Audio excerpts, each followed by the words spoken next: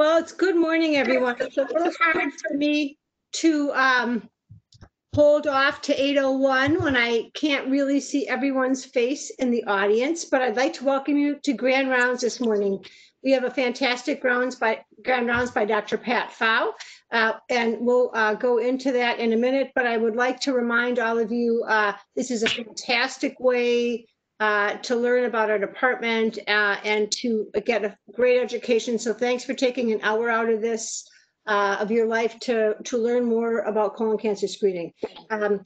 During my interim chief time, all of you might remember, Dr. Lucy reminded me, I always have some sort of a fact, and I'll say that this year, what I have noticed is the maples are truly turning and the locusts, so fall is on its way. And I'd also like to say happy Shanana Tova, happy Rosh Hashanah to all of you. So Michael, with that, I'll pass to you. Well, thank you very much, Betsy. And it's tradition in these things to say it's a pleasure to introduce somebody, and it usually is. But this, in today's case, it really is a real pleasure for me to introduce Pat. And many of you watching and listening will know Patrick Pfau, but I hope after this brief introduction you'll know him a little better, and it will set into context his presentation today on colorectal cancer screening, an update for 2020. Patrick is from Milwaukee. He's a true Wisconsinite. He got his undergraduate degree from the College of the Holy Cross in Worcester, Mass, and then his MD degree in Northwestern in Chicago, graduating in 1994. From there, he moved east again to the University of Pennsylvania, where he was an intern and resident, and that's where I met him for the first time. He then did his GI fellowship at Penn, and he followed this with an advanced fellowship in advanced endoscopy with the leading endoscopist of his era, Dr. Michael Sivak, at the University Hospital in Cleveland. Then in 2001, he was the first faculty member that I recruited to our division. I had just arrived, and he arrived soon after me.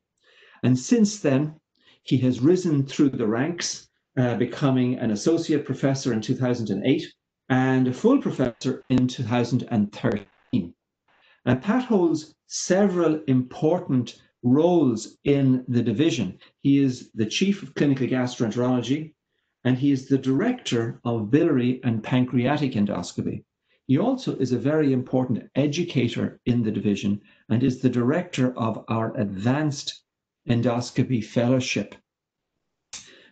Pat has also combined a vibrant scholarship with his clinical life throughout his time here. And as with all good clinical scholars, his clinical work and his scholarship go hand in hand. He's held many investigator-initiated and industry-sponsored grants. He is the author of more than 140 peer-reviewed papers and 21 book chapters. They have two broad themes. Endoscopic screening for colon cancer is one, and advanced endoscopy and its application is the other. And when you look into Google Scholar, which I did today, I found that 10 of his papers have been cited more than 100 times, which is a mark of an exceptional paper. And he has had many citations in both of these areas, but particularly striking, the citation number for two of his papers on colon cancer screening, one in New England Journal of Medicine, one in Clinical Gastroenterology and Hepatology, which together have a combined citation number of 2,500 citations, which is just remarkable. So he is a true expert in this area that he's going to speak on today. He tells us he's going to give us a Wisconsin focus on colorectal cancer screening. So it's with great pleasure and anticipation that I introduce Dr. Patrick Pfau. All right, thank you, Michael, and thank you, Betsy. So yeah, we're going to talk about colon cancer screening and really an update here in 2020. I actually gave grand rounds in this same talk about 10 years ago when Bill Bucky was our chief, but things have changed a lot. And it's why I sort of titled this a story of stool scans and scopes, because colon cancer screening has changed greatly in the last 10 years. And we'll look at how it's changed nationally and here at UW. That's my operatory CME slide. This is my true disclosures, actually, and maybe where my biases may lie in this talk.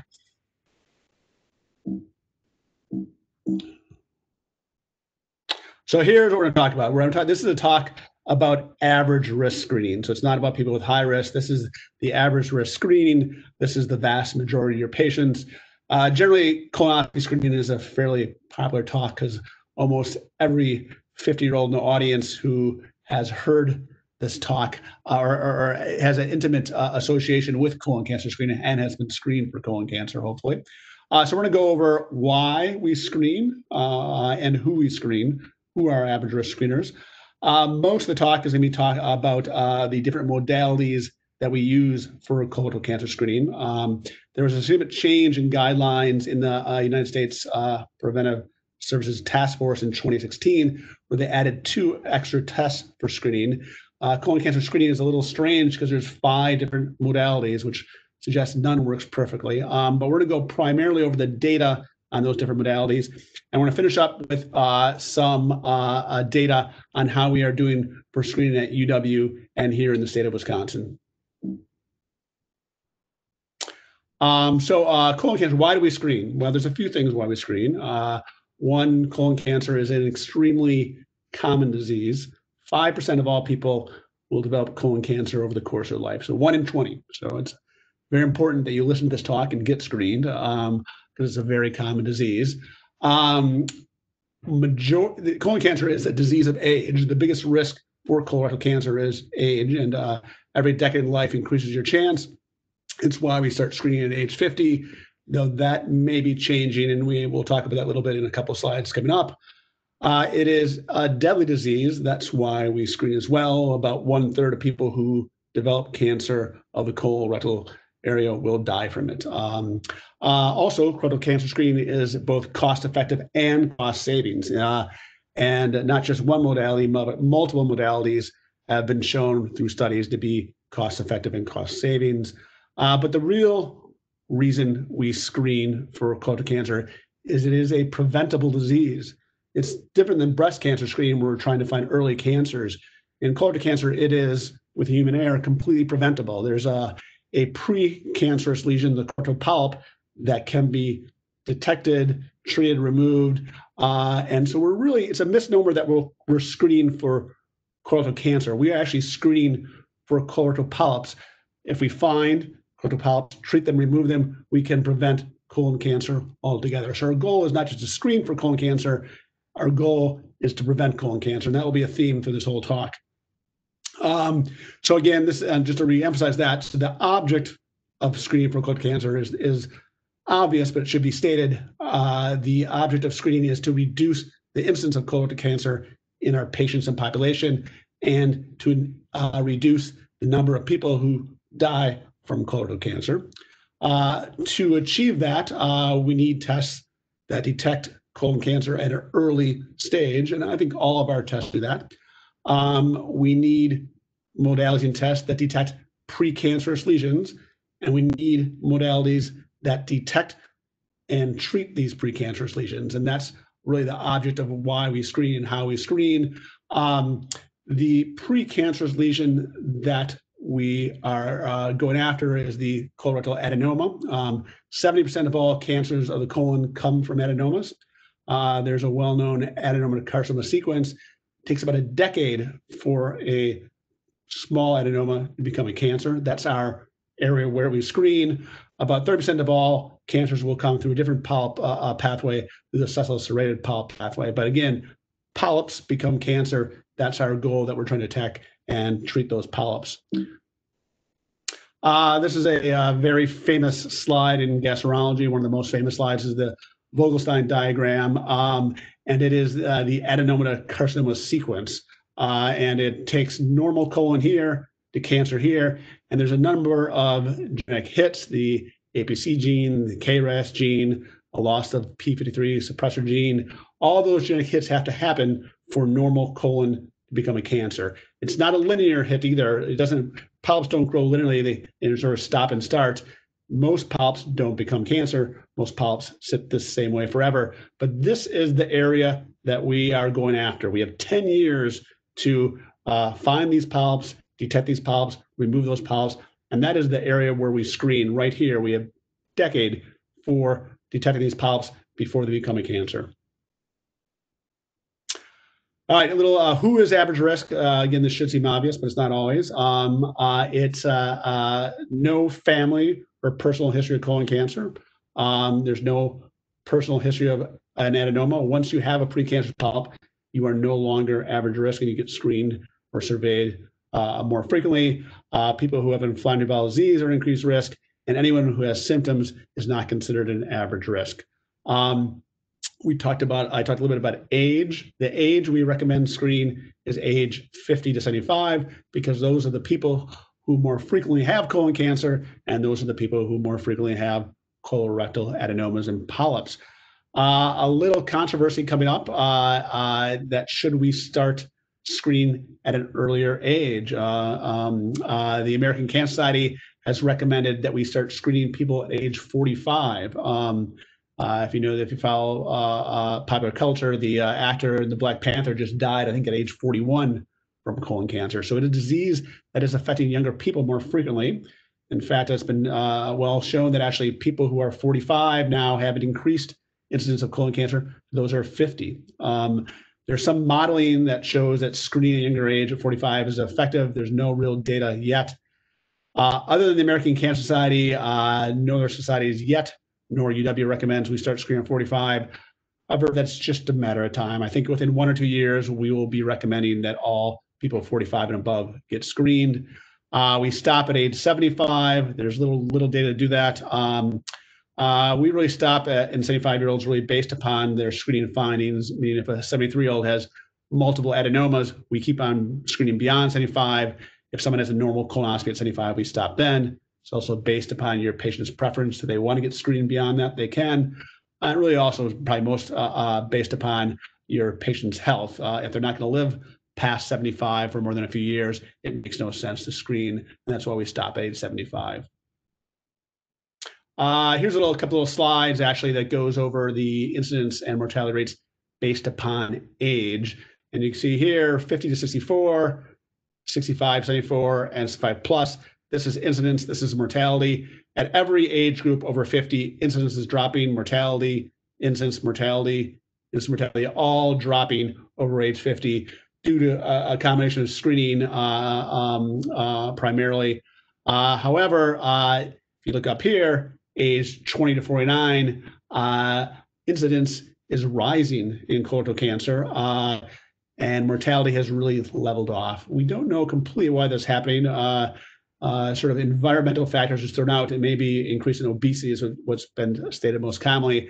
But in young people, colon cancer is significantly increasing, and particularly in those age 40 or above. And I think very high likely in the next couple of years, in the next statement by the USPSTF, that it will be recommended that age 45 and above will be the age we start at screening.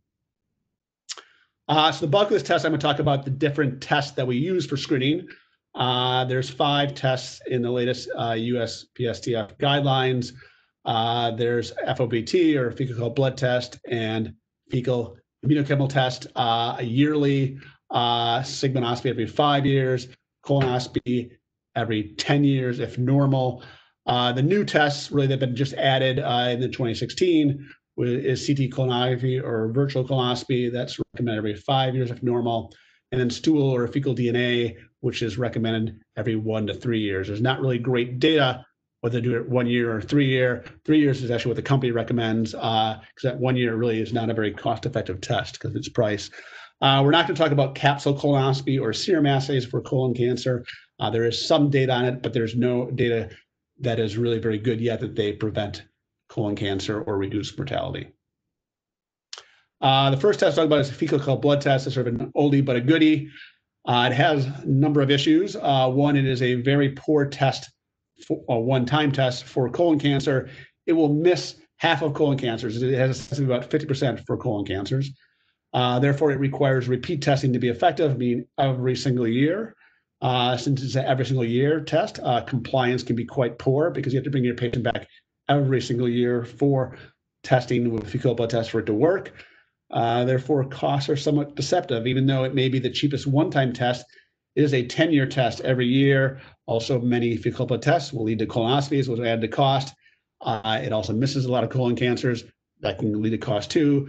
But really, by the most important reason why, or the most important challenge with fecal blood tests, or why it's not a fantastic test, is it is not a colon cancer prevention test. It is only a colon cancer detection test at best. It only detects advanced neoplasia, and that's polyps greater than a centimeter or with advanced histology of villus features or high-grade dysplasia in about 24% of cases. That's actually extraordinarily poor. It means it really does not detect polyps at all. And here's a little cartoon that sort of looks at the sort of weaknesses of FOBT. This polyp here, it's bleeding, leads to colonoscopy, take out that polyp, fantastic. However, this larger polyp is not bleeding. This will keep on growing and growing, and it'll be a missed colon cancer. Little hemorrhoids bleeding leads to a false positive with a colonoscopy. So significant issues with sensitivity and specificity. Despite the weaknesses of FOBT, there's actually good data. It reduces colon cancer mortality.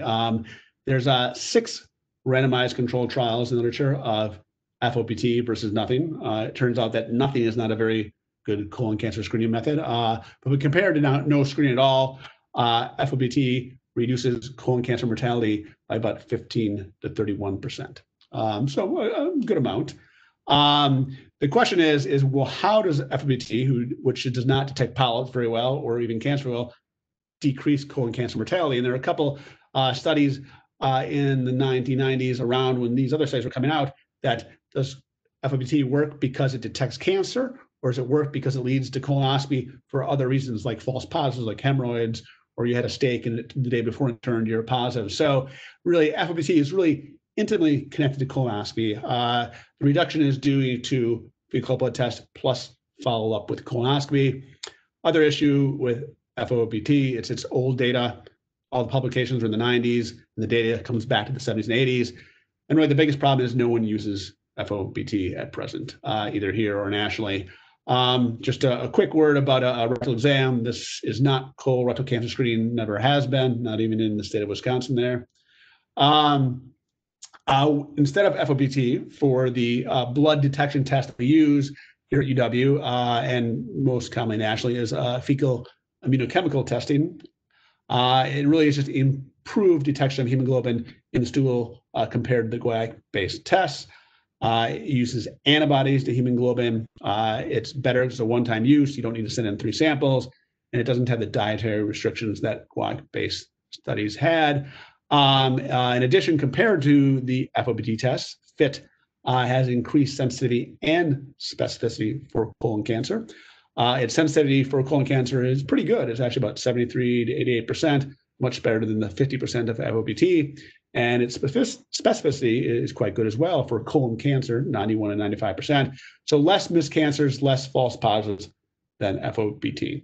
However, again, FIT, biggest weakness, it is not a colon cancer prevention test. It has no real ability to detect precancerous polyps or adenomas. Its sensitivity for advanced adenomas is same as FOBT, poor, 24 to 27%. The question about FIT is better at detecting colon cancer than FOBT. However, it's better than lowering colon cancer mortality. We don't know that because we don't have those studies. There's been no studies on mortality and FIT.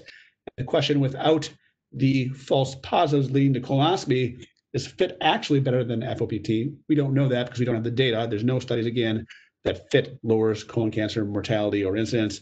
However, FIT for the blood detection test in the stool, we have switched to that at UW, and really nationally, everyone has converted to FIT for colon cancer screening for detecting blood in the stool. Sigmoidoscopy, another sort of oldie but a goodie, has been around for quite some time. It is a sedated or unsedated endoscopic test. When I was in fellowship 20 years ago, almost everybody had it unsedated. Now almost everybody has it sedated. It does require a prep either from above or from below. The main issue is it doesn't examine the whole colon. It examines about 1/3 to 1/2 of the colon. This cartoon can sort of demonstrate that issue. Here's your sigmoidoscope. If your polyp is here, fantastic. You then get a colonoscopy and remove these polyps. The problem is, what if you don't have a polyp here? Every 5 years, you'll have a sigmoidoscope going here. You'll be missing these polyps as they grow bigger and bigger each year. Analogy, which is somewhat appropriate, is for breast cancer screening, you would never just do a mammogram yearly on one breast. You do a complete screening. Why would you ever screen only half the colon? And it's sort of the biggest weakness of sigmoidoscopy for screening colon cancer. However, again, there's actually pretty good data that sigmoidoscopy works for colon cancer screening mortality. There's 5 randomized controlled trials in the literature that suggest that, or that shows that sigmoidoscopy reduces colon cancer incidence and mortality by about 20 to 40%. So the same as FOBT, if not a little bit better. And again, it's versus no screening. Again, sigmoidoscopy is also intimately linked to colonoscopy. If you do a sigmoidoscope and you see a polyp in the distal colon, you then need a full colon, often on a different day, to look at the proximal colon. But we talked about only looking at about 1/3 to half of the colon. These 2 studies really have made sigmoidoscopy not being really a test that's not used much in the United States. There's a study by Lieberman in 2000 in the New England Journal of Medicine, and not surprisingly, since you're only looking at 1/3 of the colon, screen with sigmoidoscopy misses about half of the advanced adenomas, the target of screening, the advanced adenoma, the main target of screening for colon cancer. And there's a very important study in gastroenterology. This is the study that led to colonoscopy being approved by CMS, Medicare, and all insurers of the country for colon cancer screening. A few years later, Schoenfeld in Michigan published this study in the Journal of Medicine and showed that sigmoidoscopy was extremely poor in females and missed about 2/3 of advanced adenomas. And really, these 2 studies sort of put a little bit of a death knell for sigmoidoscopy for screening across the United States. And really, almost because of these studies, very few people are using sigmoidoscopy for screening at present, despite the data that it does work for decreasing mortality. All right, now we're starting to talk about the new kids in the block. Fecal DNA analysis is become a quite popular screening test now. It is based upon that adenomas and carcinoma cells contain altered DNA, and it's shed continuously in the stool. The product at present detects multiple targets in the stool, multiple altered DNA targets, as well as blood. It requires the entire stool specimen. It's done from home. It has to be mailed. So every time you order a stool DNA, just think of your mailman. Stool DNA, what's the data? So actually, if you are going to order a stool or fecal DNA stool screening for your patient, you need to know this study, a very good study, but this is the data on stool DNA at present, imperially in New England Journal of Medicine in 2014. What they did, it was a randomized controlled trial of FIT versus stool DNA. They used the latest assay, that's what's presently used commercially, KRAS, DNA, methylation alterations, and FIT or blood in the stool. And they had 10,000 people, 5,000 went to stool DNA, 5,000 went to FIT. They all received colonoscopy as the gold standard. And really, what did stool DNA detect and what did FIT detect? And this is the data. Again, if you're going to order stool DNA for any of your patients, you have to know this data, and your patients should know this data as well, too. Again, the comparison was FIT versus stool DNA. I put colonoscopy as 100% detection. That's not true, but for this study, no test is 100%. But for this study, it was considered that colonoscopy is 100%.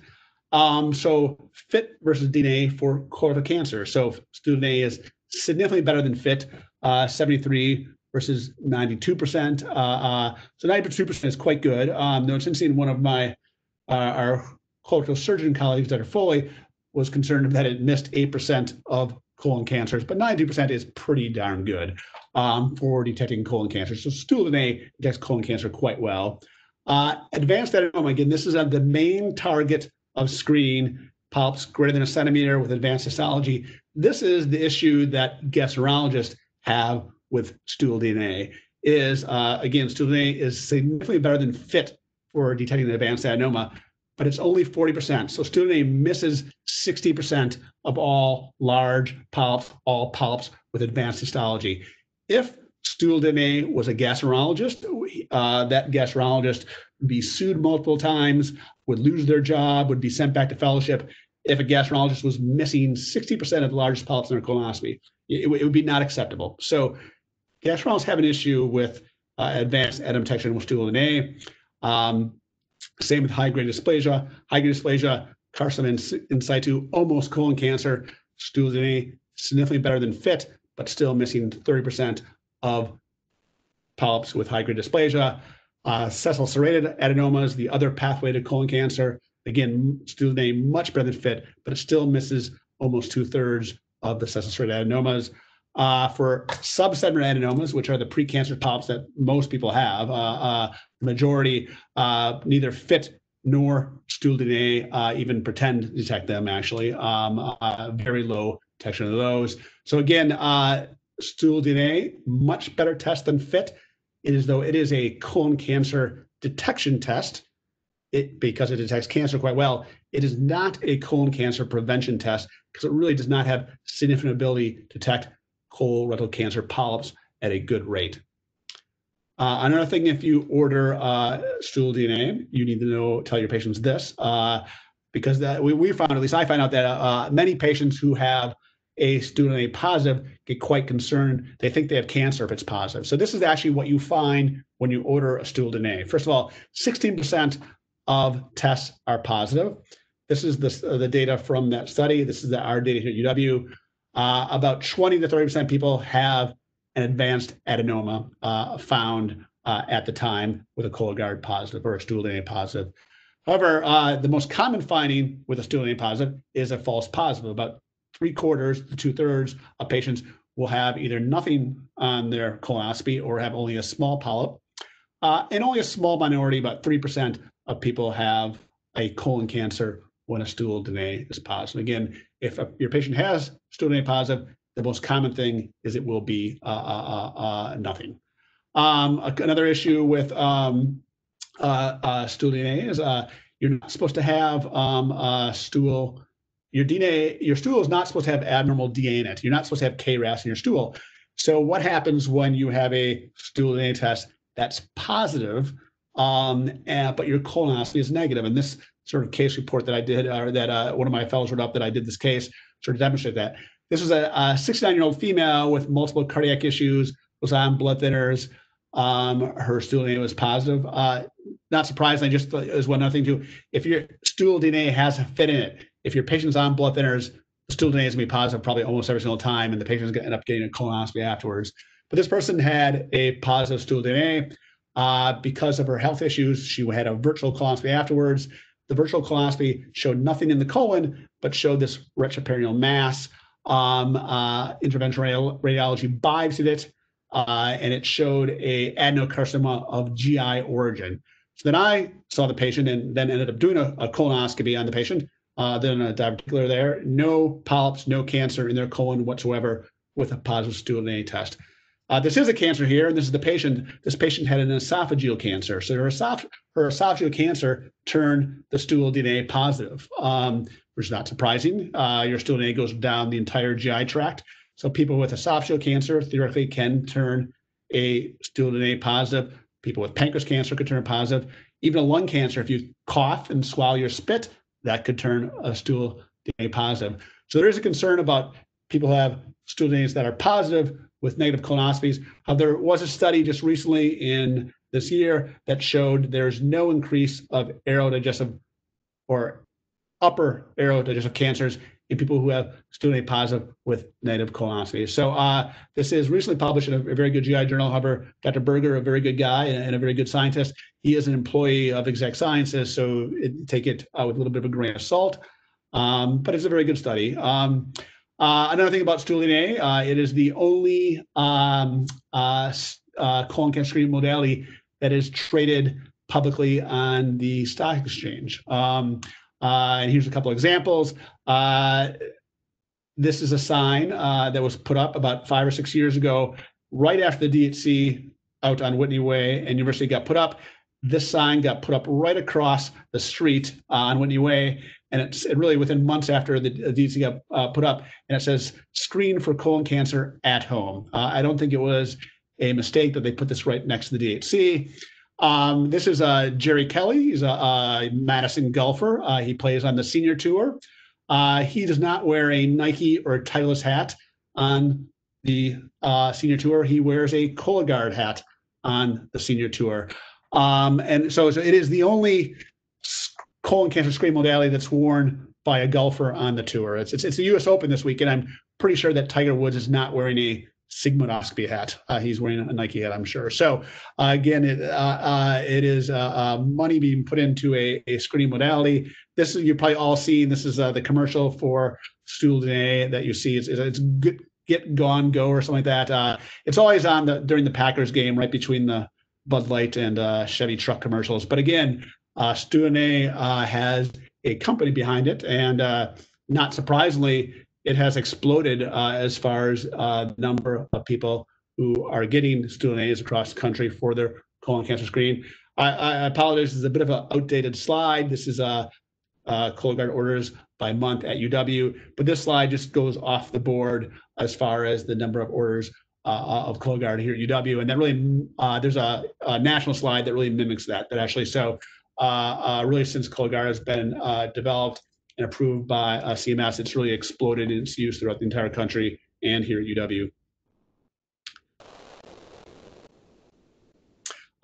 Just for conclusion about Stool DNA, again, it was approved by FDA and CMS simultaneously in 2014. A number of strengths: it is non-invasive and prepless. That's a very big strength. It is home-based, another extremely big strength. Really, it is a much better test than FIT for detecting cancer, and a little bit better for polyps.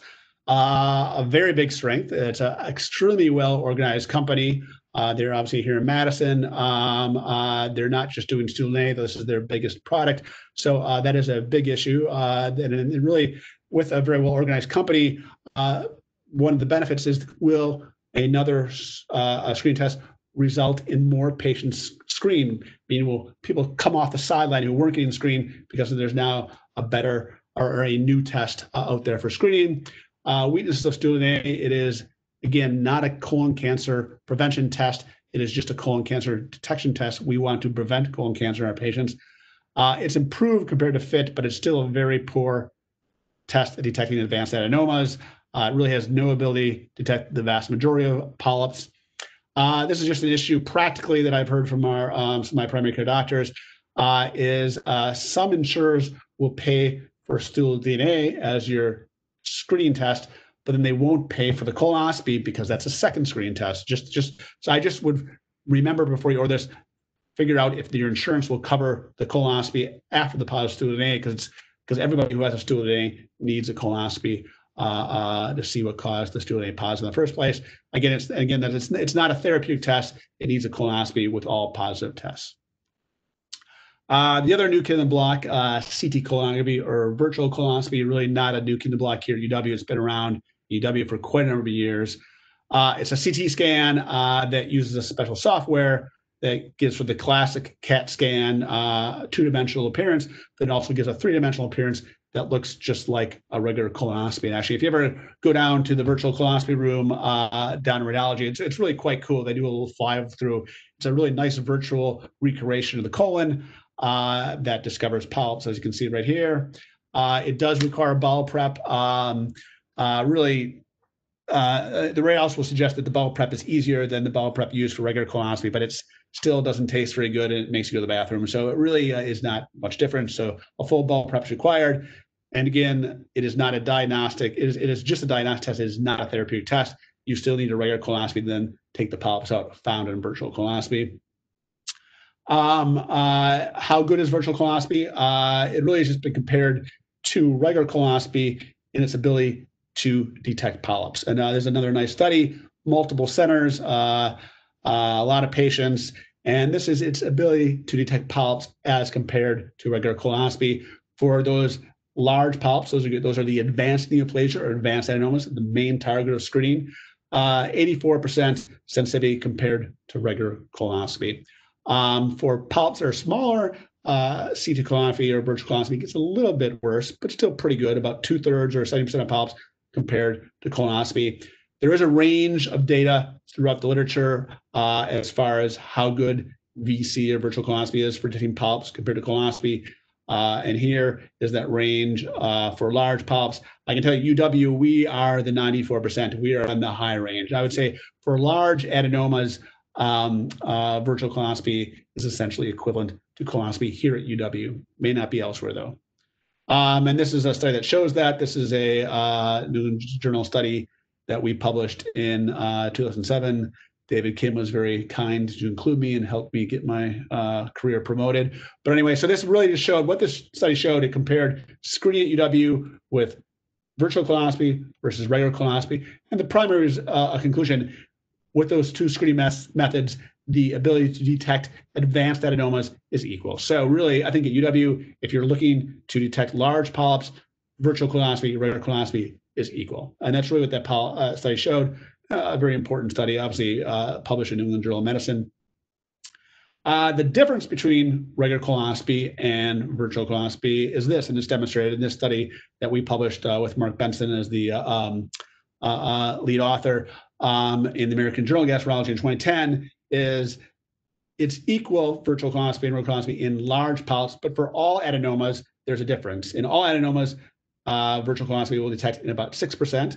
When we published the study, regular colonoscopy at UW was detecting adenoma or polyp in about 23% of patients. However, the good thing about people, we get better, and we got better. And right now, or at least in 2014, we are detecting adenoma in 40% of patients compared to about 6% in CT colonography. So the main difference between virtual colonoscopy and regular colonoscopy is the ability to detect all adenomas, and regular colonoscopy is about 7% or 7 times higher than virtual colonoscopy. Extracolonic findings is something that always needs to be talked about with regard to virtual colonoscopy. Extracolonic findings, they scan the abdomen, so they see the colon, but they also see things outside the colon. And in about 2/3, they'll find something that the radiologist will make a comment on. It needs an additional workup, meaning it leads to further tests in about 1/4. It leads to a significant diagnosis that then needs intervention or treatment in about a 2 or 3%. Interesting enough, it will find a cancer virtual colonoscopy in about 1 in 300 patients outside the colon. Other screening possibilities that our radiologists have published on here, it can screen at the same time for AAAs, for osteoporosis, for liver disease. It sees things outside the colon, and that can help in some ways. These are is a nice little case that's sort of a cute test or a cute case. This is a virtual colonoscopy here, and right up here in the corner, they got the chest a little bit, and they diagnosed a stage 1 lung cancer, and the person was cured after a virtual colonoscopy. Here is a person with a AAA detected on virtual colonoscopy. The person went to surgery. But extracolonic findings is very much a sort of double-edged sword. It finds things that sometimes benefit the patient, but it also finds a lot of stuff that doesn't make any difference. It's not so much that it leads to more workup. It's this number. It leads to more HealthLink and Epic messages for the primary care doctor. So they may have a liver cyst, makes no difference. They may have thickening the bladder, makes no difference. But the patient reads the report and then contacts the primary care doctor and says, what is this? And it leads to a lot of extra communication because of this extra stuff just seen at the virtual colonoscopy. You really just want to screen the colon, but you're finding those extra stuff, and sometimes it can lead to extra work for the ordering provider. So in conclusion about CT colonography, it is a colon cancer prevention test because it has an ability to detect polyps at a high rate. And it is really the closest thing to regular colonoscopy for polyp detection. For advanced adenomas or large adenomas here at UW, essentially equal. It is minimally invasive, meaning no sedation is needed compared to regular colonoscopy. There are advantages of extracolonic findings we just talked about. Really, UW is one of the strongest research and clinical VC programs in the country. And in fact, I shouldn't have put one of it. It is the strongest research and clinical VC program in the country. And so there should be a shout out to Perry Pickett and David Kim, who have written extensively on virtual colonoscopy. And they also have a great clinical program here too as well. The weaknesses of virtual colonoscopy, and again, it's not a therapeutic test. It needs a colonoscopy to remove the polyp, and that leads to 2 tests, often 2 preps. Sometimes we often try and do the colonoscopy the same day, but it doesn't always work that way. It needs a prep. We put it an advantage is minimally invasive, but it's not completely non-invasive. In fact, I think sometimes virtual colonoscopy suffers from its name. Virtual colonoscopy sounds quite cool and virtual, and people think they're coming in for just a scan and virtual. And then when the virtual colonoscopy tech puts a little probe in the backside to put air in the colon, it doesn't feel that virtual. So it's minimally invasive, but not completely. Extracolonic findings is a weakness as well as a strength. Radiation is an issue primarily if you are getting multiple virtual colonoscopies over and over again. That sometimes happens if you Pfau polyps. There is no clear data that it causes damage, but it theoretically may. Sessile-serrated polyps are very flat polyps. That's the pathway to colon cancer in 30% of people. There's some data that virtual colonoscopy is not as good for the flat polyp or the sessile-serrated polyps. The real issue is actually why virtual colonoscopy hasn't taken off nationally, and it really hasn't. It's even started to drop down here. And I have some theories, but we don't really know why virtual colonoscopy really is not present at most centers across the country. The last method to talk about is colonoscopy itself. Advantages, it is the highest sensitivity for cancer, and it is the highest sensitivity for all precancerous polyps, precancerous adenomas. No other test detects adenomas at the rate that colonoscopy does. And seeing polyps or detecting polyps doesn't prevent colon cancer. Removing those polyps does. And so it's the only test that provides single session diagnosis, find the polyp and treat it, remove it. And actually, it really has the longest interval.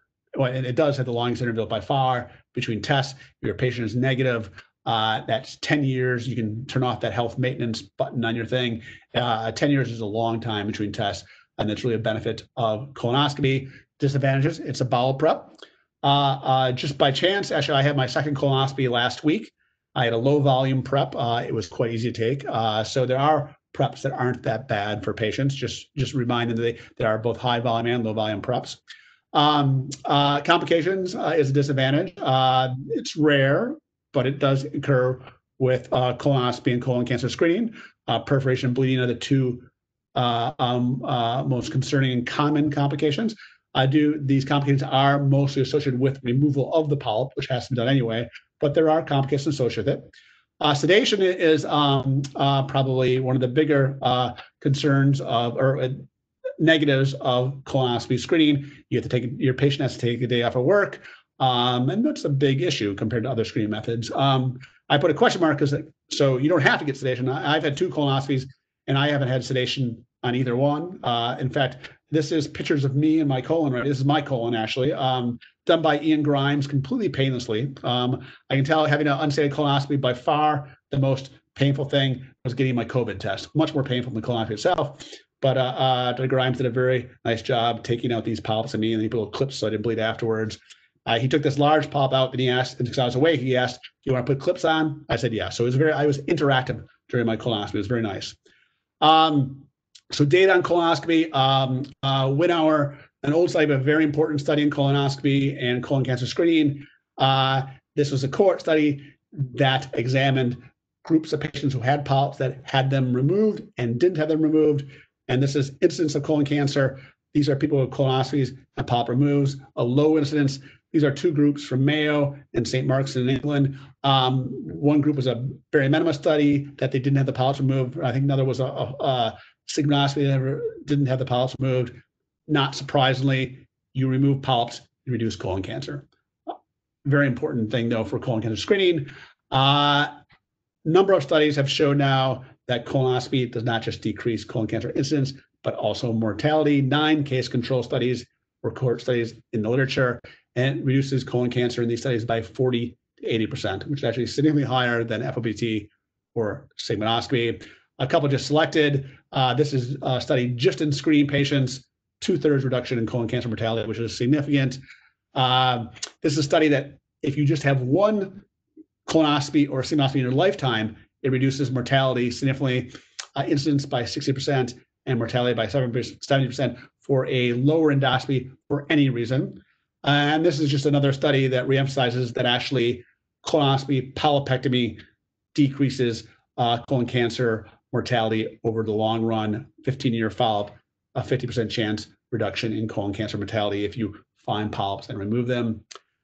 This is a study really for the gastroenterologists in the audience. This is, again, mortality based upon how many adenomas we detect.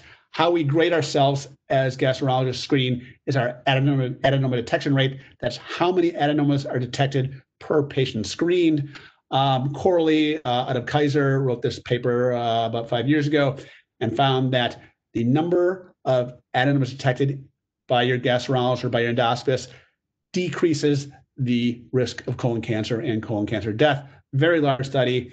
And he looked at actually gastroenterologists who had high adenoma detection rates and low, and the endoscopists that found more adenomas and removed them significantly decreased colon cancer incidence by half, colon cancer mortality by 70%, and for every percent increase in the adenoma detection rate of your gastroenterologist, there was a 3% decrease in colorectal cancer in the next number of years. So actually, you should always ask your endoscopist what their ADR is. They'll know what you're talking about, but the more polyps and adenomas your gastroenterologist finds or removes, the decreased rate of colon cancer incidence and mortality for your patient. Oops, sorry, let me go back here. I had a mentor in residency that really said you had to be data-driven. So I'm just going to sort of recap the data on all the tests. FOBT FIT is again a colon cancer detection test and does not prevent because it does not detect polyps. There is good data that FOBT reduces colon cancer by about 15 to 30%. There's no data in the literature that colon cancer mortality is reduced by FIT testing. It's an old test, about 1,000 studies in the literature studying these tests for colon cancer screening. Stool DNA, again, a new test. It is a detection test, not a prevention test, because it does not detect polyps at a high rate enough to be a prevention test.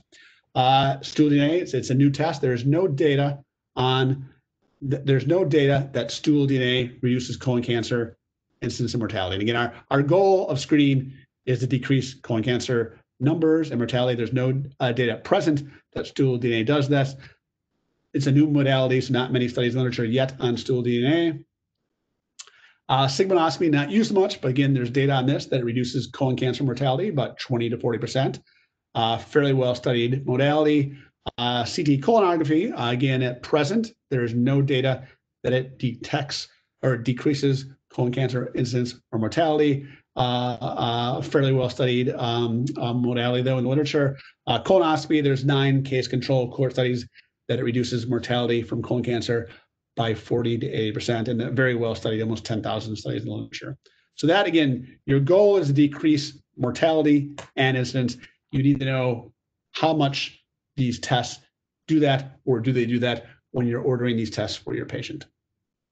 So finally, we're going to finish up with Bucky and colon cancer screening.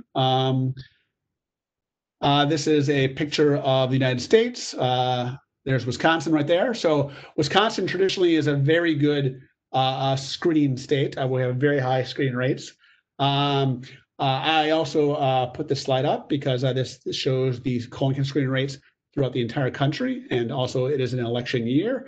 And for whatever reason, high screening rates and low screening rates almost exactly match blue and red states. I don't know why that is.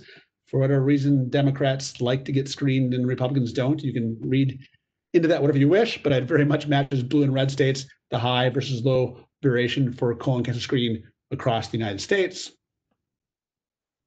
Colon cancer screening traditionally is sort of the ignored third brother compared to other screening rates, and always has lower rates than breast and cervical cancer across the country. About 2/3 of people at best are screened for colon cancer across the country.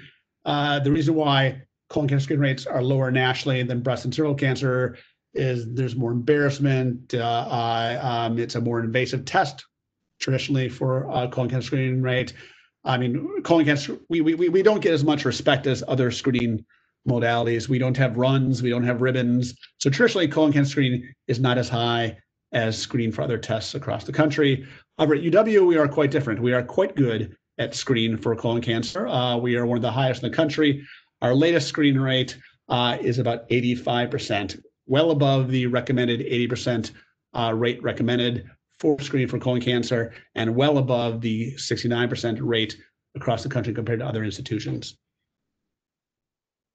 This is, you really can't read the X and Y axis, but this is just from a paper that we sent out. This just shows over the screening at UW is continually moving right. Every year, every month, we're screening more and more people here at UW across the board. And this continues since I've been here. We're screening more and more people each year.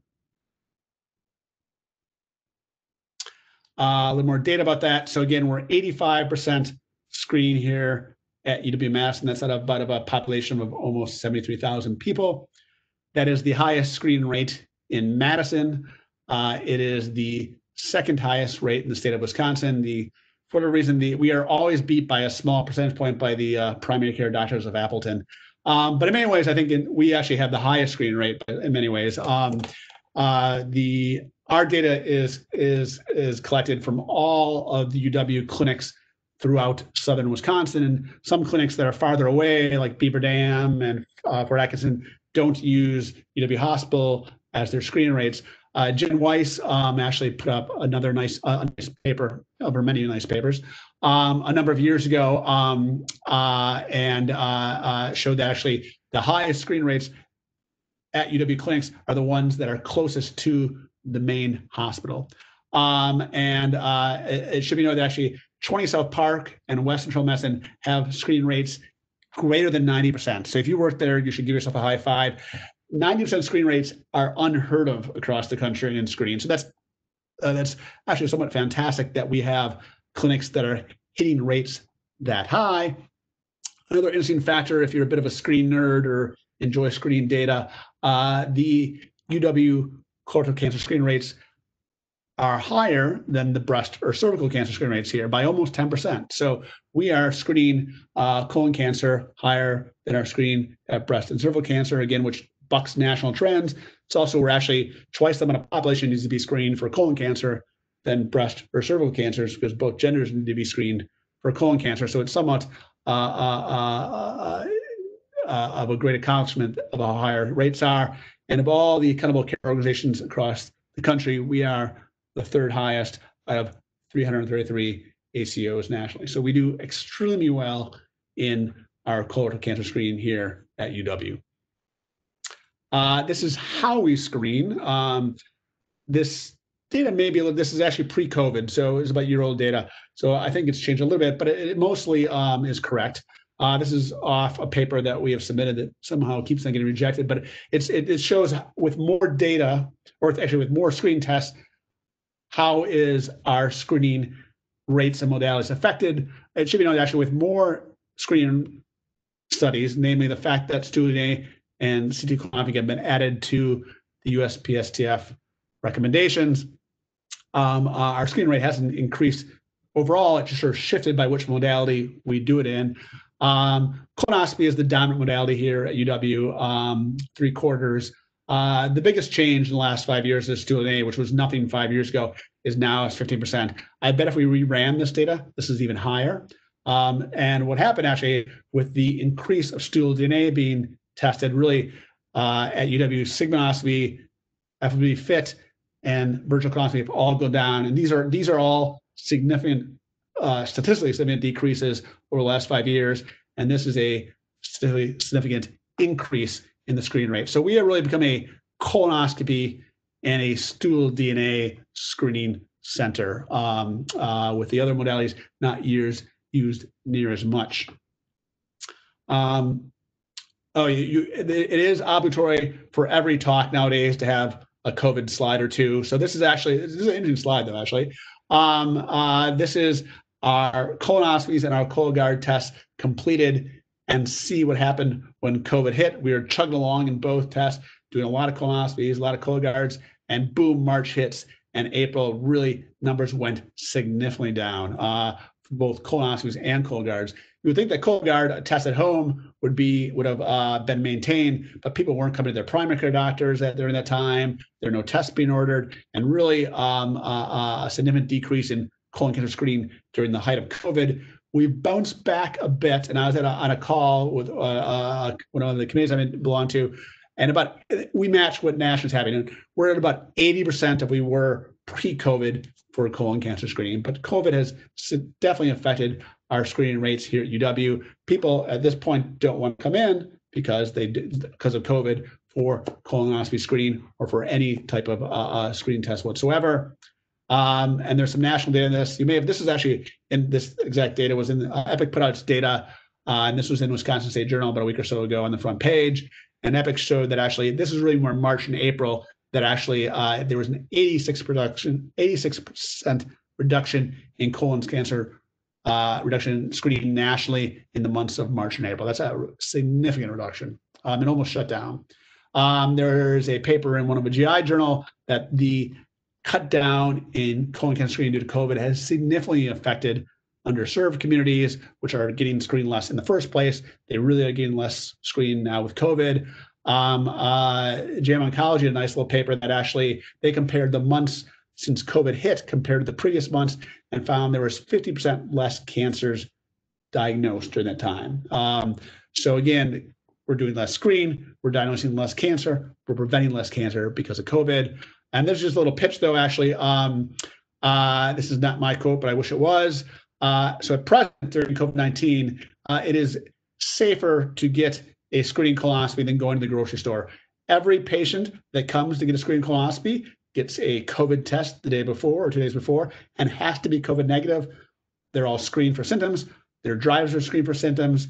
So if you go to Woodman's, not everyone is screened for COVID who's there. So it's much safer to get your screening colonoscopy than go to Woodman's or any grocery store at this point. So come have your patients get screened. It's a very safe process at present. All right, so this is my conclusion slide here.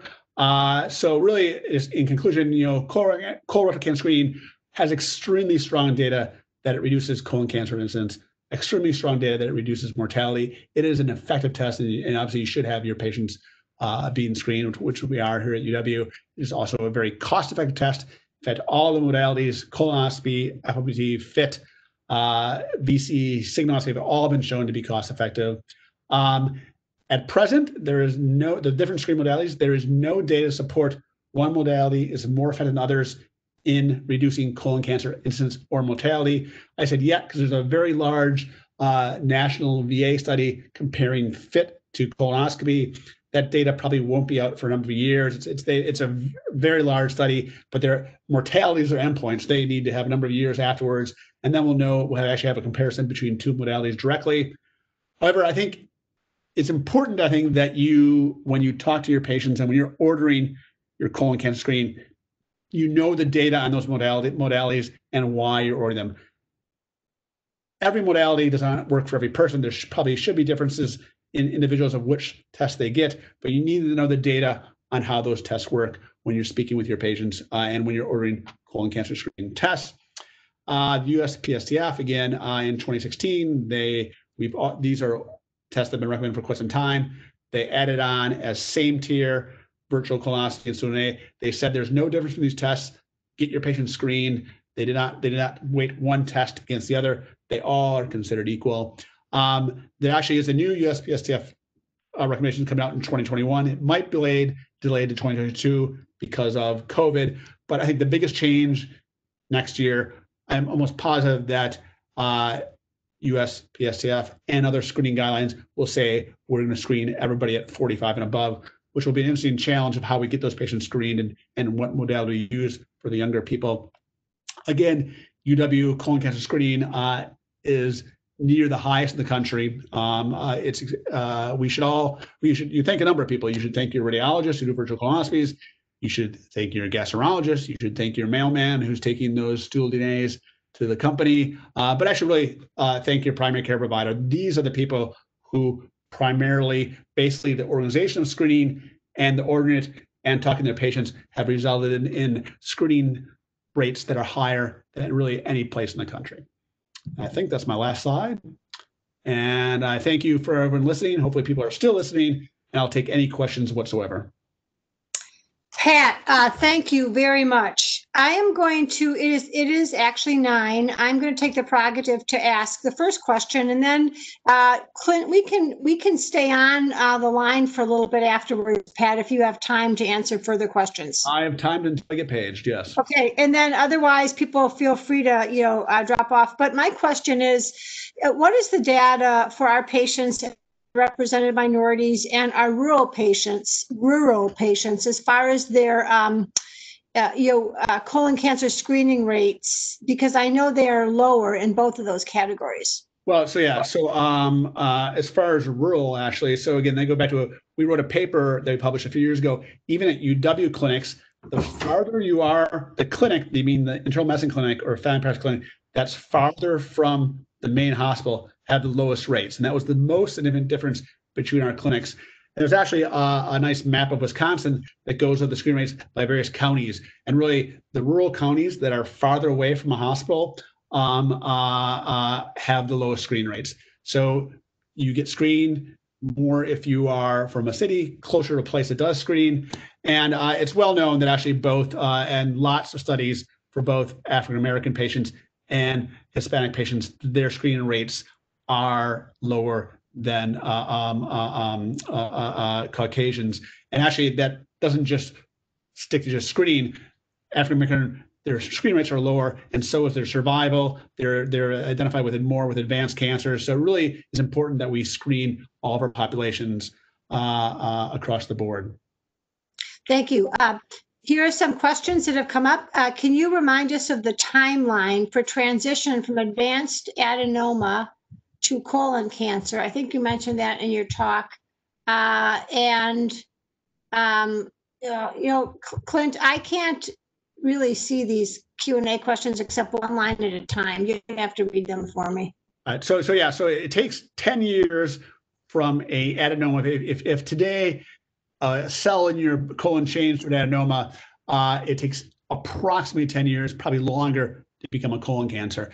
Advanced adenomas, it's much shorter. We don't have the exact data because we're not going into people and biopsying their advanced adenoma and leaving it in there, actually. But it is thought process that actually an advanced adenoma, I mean, if you have adenomas that have high-grade dysplasia, villus features, or are larger, those are the ones that are much higher risk for colon cancer and in a shorter period of time. But again, the colon cancer rate of adenomas is not linear. So it's really hard to say there's a time from advanced adenoma to colon cancer. But generally, 10 years for an adenoma to become a cancer, roughly, probably a bit longer than that.